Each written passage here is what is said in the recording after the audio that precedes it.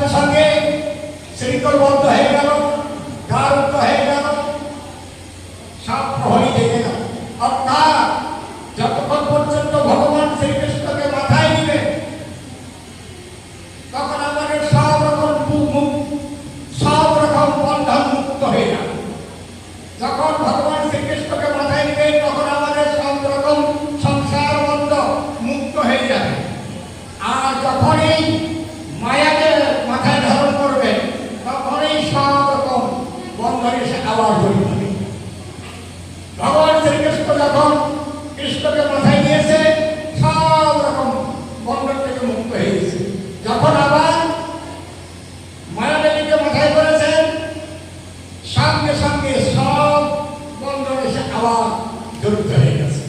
অতএব সাবধান, ভগবান শ্রীকৃষ্ণকে হৃদয়ে রাখবে, ভগবান শ্রীকৃষ্ণকে মস্তিষ্কে রাখবে, শ্রীকৃষ্ণকে সবসময় হৃদয় অভ্যন্তরে রাখবে।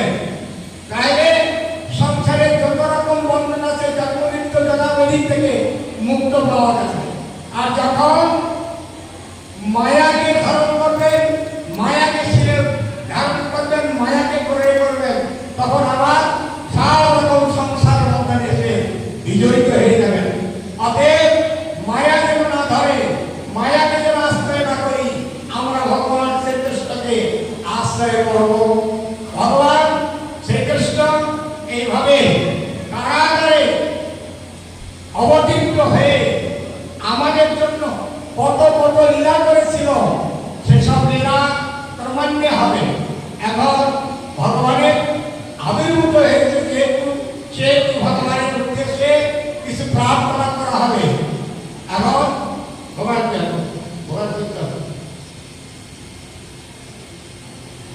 বসুদেব সুতং দেবং বসুদেব সুতং দেবং কংসচারমর্দনম দেবকী